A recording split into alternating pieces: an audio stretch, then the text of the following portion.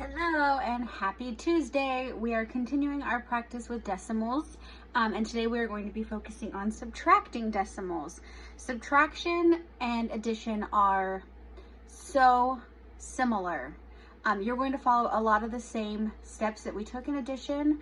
Just when you get to the solving portion, instead of adding, you're going to subtract. But we're going to be setting up our problem the exact same way. So with subtraction, we have our minuend, which that is our bigger number, and we have our subtrahend, and that's our smaller number. We used to talk about the subtrahend referring to like a submarine. It goes under the water. The subtrahend goes under the bigger number, the minuend.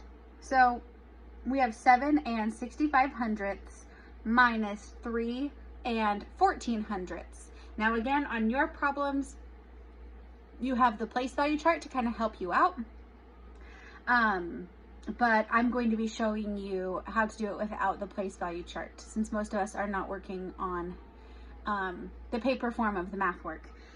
So just like with addition, you want to make sure your place values line up. So my ones place lines up, my decimals line up. So the best way while you're getting used to this for addition and subtraction is to put those decimals first.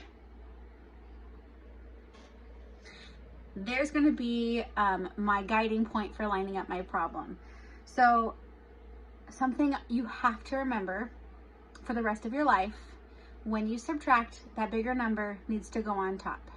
Okay?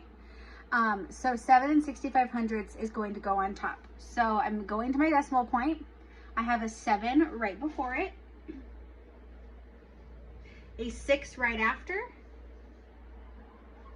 and a 5 right after that, or a 7 in the ones place, 6 in the tenths, 5 in the hundredths.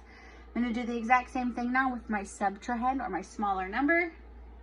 I've got a 3 in the ones. That's not the prettiest 3, but that's all right. A 1 in the tenths and a 4 in the hundredths. Now we're ready to subtract. Always starting in the ones place. 5 minus 4. If you ever get stuck on if you need to borrow, put this many on your hand. You have 5 on your hand. Can you take 4 away? Yeah, you can. Thumbs up. So 5 minus 4 is 1. Again, 6 minus 1. If I have 6, can I take 1 away? Yep. 6 minus 1 is 5. Drop that decimal point. Again, the decimal point can completely change your number, so make sure you have it. And then 7 minus 3. Again, you have 7. Can you take 3 away? Yes, you can. So 7 minus 3 is 4. And you end up with that final answer, 4 and 51 hundredths.